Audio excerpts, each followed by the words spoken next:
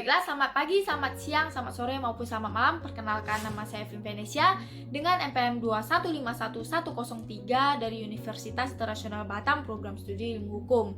Jadi di sini saya akan menjelaskan mengenai 5 subbab tentang sosiologi hukum. Yang pertama adalah sosiologi hukum sebagai sebuah ilmu pengetahuan.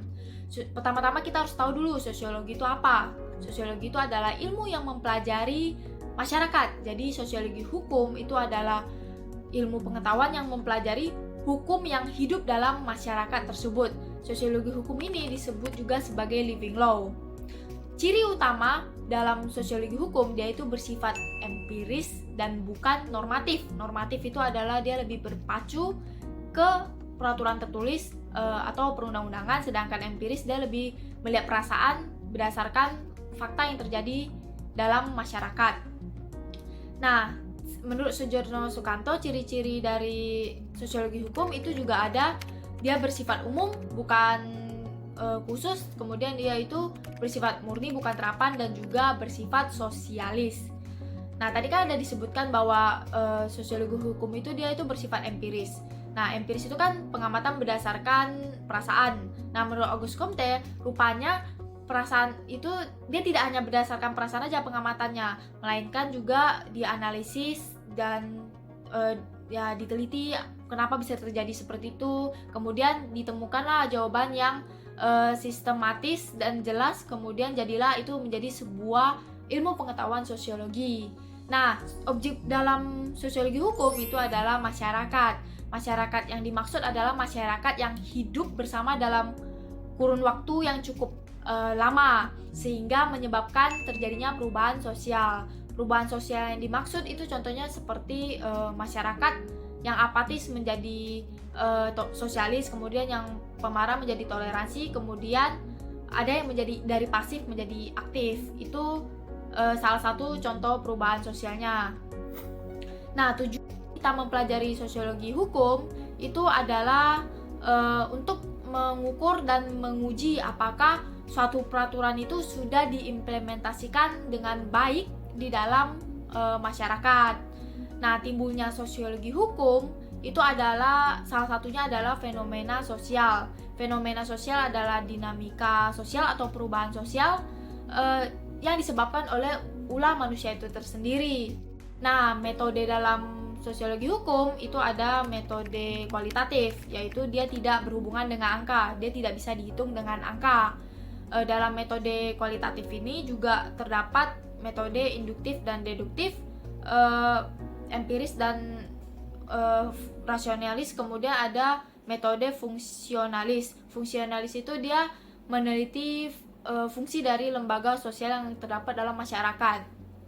Nah, subbab kedua adalah interaksi sosial atau proses sosial, yaitu hubungan timbal balik antara individu dengan individu, individu dengan kelompok, maupun kelompok dengan kelompok. Nah, syaratnya terjadi interaksi sosial itu ada dua, yaitu adanya kontak. Kontak yang dimaksud bisa kontak fisik, bisa juga secara virtual. Sekarang karena corona, proses belajar mengajar itu juga disebut dengan salah satu syarat terjadinya interaksi. Kemudian kedua, adanya komunikasi. Komunikasi itu adalah perilaku atau pesan yang ingin disampaikan dari orang tersebut. Unsur dari komunikasi itu ada 4, ada pengirim atau sender, penerima atau receiver, terus ada pesan atau message, terus ada umpan balik atau respon. Nah, interaksi sosial itu tidak harus ngomong atau gimana. Kita menyapa dengan yang penting ada kontak, itu sudah termasuk adanya terjadinya interaksi sosial. Nah, bentuk interaksi sosial itu ada dua, ada disasosiatif, ada asosiatif. Asosiatif itu dia lebih mengarah ke yang positif atau lebih ke kesatuan. Terbagi menjadi 3. Yang pertama ada kerjasama. Kerjasama itu adalah suatu usaha yang dilakukan oleh orang atau kelompok untuk mencapai suatu tujuan bersama. Kemudian kedua ada akomodasi. Akomodasi itu adalah suatu usaha untuk meleraikan atau meredakan pertentangan tanpa menghancurkan pihak yang lain. Kemudian yang ketiga ada persaingan. Persaingan itu adalah individu atau kelompok yang bersaing untuk mencari keuntungan melalui bidang yang ada. Kemudian yang kedua tadi ada disasosiatif, itu dia lebih mengarah ke perpecahan. Yang pertama ada kontraversi. Kontraversi itu adalah individu yang sikapnya itu kontra terhadap suatu unsur tertentu atau orang lain juga.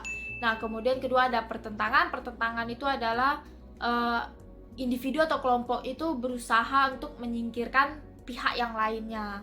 Nah, biasanya ini dia lebih mengarah ke yang negatif, sedangkan yang persaingan tadi itu lebih ke positif, begitu. Nah, yang kedua adalah kelompok sosial. Seperti yang kita ketahui, manusia itu adalah makhluk sosial yang tidak bisa hidup sendiri. Maka dari itu terbentuklah yang namanya kelompok sosial. Kelompok sosial itu seperti keluarga, ikatan persatuan pelajar atau perkumpulan suku apa gitu.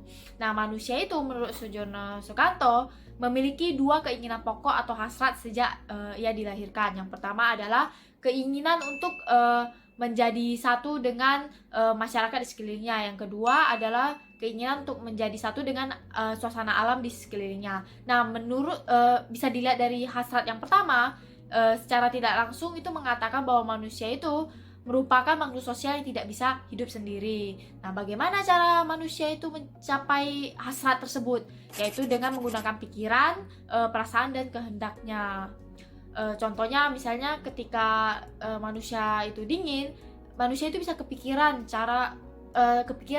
membuat suatu benda, suatu pakaian, dan juga bisa membuat yang namanya penghangat ruangan. Nah, manusia itu membutuhkan orang untuk menanggapi reaksi dari tindakan yang telah dia perbuat. Jika tidak ada, maka perkembangan jiwa manusia itu bisa terganggu. Itulah kenapa manusia itu adalah makhluk sosial yang tidak bisa hidup sendiri, dan karena itulah terciptanya yang namanya kelompok sosial. Kelompok sosial itu apa sih? Kelompok sosial itu suatu kumpulan atau himpunan atau kesatuan manusia yang hidup bersama dengan syarat mereka itu tahu kalau mereka itu merupakan bagian dari anggota kelompok tersebut. Terus berstruktur, bersistem dan berproses, terus memiliki hubungan timbal balik satu sama lain. Terus adanya faktor yang ada faktor kesamaan. Contohnya seperti daerahnya sama atau enggak pekerjaannya sama. Nah, interaksi yang terjalin antara anggota kelompok ini memicu yang namanya reaksi. Kemudian reaksi tersebut menyebabkan adanya perubahan terhadap individu dan berkembang menjadi adanya perubahan pada suatu kelompok. Kemudian itulah dinamakan dengan dinamis. Itu kenapa manusia itu disebut dengan dinamis, dia berubah-ubah. Nah, kategori kelompok sosial itu terdiri menjadi 3. Yang pertama itu berdasarkan kesatuan wilayah. Kesatuan wilayah contohnya itu suku dan rukun tetangga. Terus yang kedua adalah kepentingan yang sama tanpa organisasi yang tetap. Jadi dia memiliki kepentingan sama, organisasinya nggak ada gitu loh. Contohnya imigran, dia kan memiliki kepentingan tetap, tetapi dia nggak ada organisasinya gitu. Nah, yang ketiga adalah kepentingannya sama, tapi organisasinya itu juga itu tetap. Contohnya itu keluarga atau klub tenis, klub apa gitu. Nah, yang keempat adalah masyarakat dan kebudayaan. Hubungan masyarakat dan kebudayaan itu adalah kebiasaan masyarakat yang berulang-ulang sehingga menyebabkan yang namanya kebudayaan.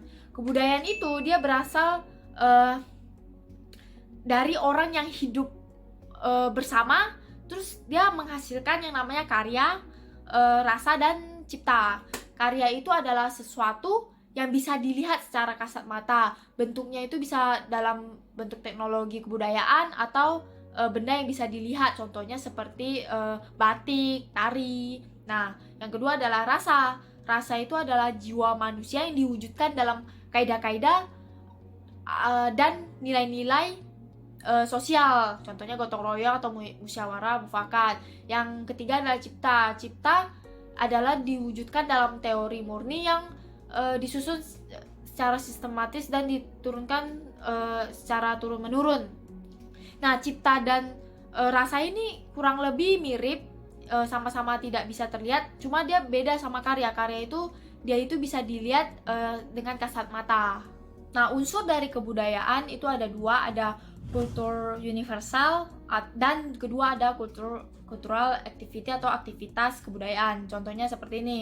Kultural universal itu yang lebih umumnya, contohnya adalah kesenian, dan anak-anak dari sub-sub dari kesenian itu contohnya seperti seni rupa, seni musik, seni tari. Nah, itu merupakan cultural activity-nya atau anak-anak dari cultural universal tadi. Nah, fungsi dari kebudayaan bagi masyarakat itu adalah untuk melindungi diri terhadap alam, kemudian mengatur hubungan antar manusia. Contohnya itu adanya kebudayaan yang mengatur perkawinan antar manusia. Nah, serta sebagai wadah segenap perasaan manusia. Contohnya kan tadi kebudayaan itu ada seni musik. Bisa saja manusia itu mencurahkan perasaannya itu melalui seni musik tersebut. Nah, budaya itu sangat mempengaruhi masyarakat di suatu negara ya. Misalnya nih gini, ada hukum di Indonesia, ada hukum yang mengatur tentang pernikahan itu ada umurnya, ada batasnya berapa. Tetapi di suku laut masih ada walaupun ada hukum positif yang mengatur batasan umur untuk menikah, tetapi tetap saja ada kebudayaan yang melakukan pernikahan perkawinan yang anak yang masih belum cukup umur. Nah, kan kita bisa lihat bahwa kebudayaan itu sangat powerful dibandingkan hukum positif di Indonesia ini. Tapi juga ada kok kebudayaan yang mempengaruhi masyarakat menjadi buruk, memberi pengaruh buruk dalam masyarakat, dan juga bertentangan dengan hukum positif yang ada. Contohnya seperti tadi yang perkawinan itu ada umurnya.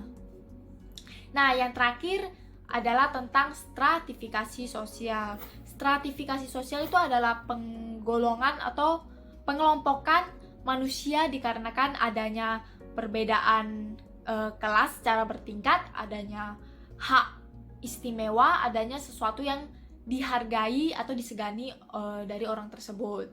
Nah, wujudnya itu bisa dilihat dari adanya kelas tinggi dan kelas yang lebih rendah. Akibat dari adanya pembagian atau stratifikasi sosial tadi, itu dia menyebabkan timbulnya hak dan kewajiban serta tanggung jawab dari orang tersebut yang berbeda-beda. Nah, stratifikasi sosial itu dimulai sejak manusia sudah mulai hidup bersama, dan karena sudah mulai hidup bersama, maka munculnya pengelompokan stratifikasi sosial tadi. Penggolongan masyarakat itu bisa dilihat dari kekayaannya, bisa dilihat dari kekuasaannya, wewenangannya, kehormatannya, atau ilmu pengetahuan yang didapatkan seberapa besar ilmu pengetahuan dari orang tersebut. Nah, proses terciptanya stratifikasi sosial itu bisa terjadi dengan sendirinya atau bisa disengaja dibentuk. Kalau yang terjadi dengan sendirinya itu contohnya dari lahir kita sudah dapat misalnya anak presiden atau gimana. Kemudian bisa juga senior junior. Kalau yang disengaja itu contohnya stratifikasi sosial yang dibentuk di perusahaan, dia sebagai karyawan, ada sebagai bos gitu. Nah, macam-macam dari stratifikasi sosial itu ada 3. Yang pertama adalah lapisan sosial tertutup. Dia itu tidak bisa berpindah kedudukan sosialnya. Contohnya itu kayak kelamin kan kalau udah cewek gitu. Terus ada kasta, juga ada kebangsaan. Nah, yang kedua adalah pelapisan sosial terbuka. Dia itu bisa berpindah. Contohnya misalnya kalau misalnya kita kurang ekonominya kurang, kita bisa bekerja untuk meningkatkan ekonomi kita, atau juga sama halnya dengan pendidikan. Kalau pendidikan kita kurang, kita bisa ditingkatkan dengan sekolah lagi. Nah, ada juga yang ketiga adalah dia campuran. Campuran itu dia bisa pindah, bisa enggak. Contohnya misalnya di asal daerahnya dia tuh kedudukannya tinggi, sekali pindah ke daerah lain kedudukannya jadi rendah. Nah, itu kalau campuran. Unsur-unsur dalam stratifikasi sosial itu yang pertama adalah adanya kedudukan. Kedudukan itu adalah tempat yang sudah dia dapat. Ada yang dari lahir, ada yang tanpa usaha dia udah dapat, ada yang harus berusaha baru bisa mendapatkan posisi tersebut. Yang kedua ada peranan. Peranan itu fungsi, hak, dan kewajiban dari seseorang tersebut. Itu unsurnya. Kemudian di stratifikasi sosial juga ada yang namanya mobilitas. Mobilitas itu perpindahan satu kedudukan sosial ke kedudukan sosial lain. Mobilitas itu terdiri jadi dua, ada mobilitas vertikal ke atas atau ke bawah, bisa pindah ke tinggi atau enggak posisinya menjadi rendah, contohnya dari desa ke kota. Kalau kedua ada mobilitas horizontal, dia itu perpindahan kedudukan dari yang ini, tapi pindahnya sederajat, contohnya itu kayak pindah kewarganegaraan, dia tetap menjadi warga, atau enggak pindah pekerjaan, misalnya menjadi dosen di universitas ini, pindah ke universitas lain, itu horizontal, dia kedudukan tetap menjadi dosen. Sekian penjelasan saya mengenai sosiologi hukum yang terdiri dari 5 bab yang sudah saya jelaskan. Semoga bisa bermanfaat bagi kita semua. Maaf bila ada kesalahan. Terima kasih telah menonton.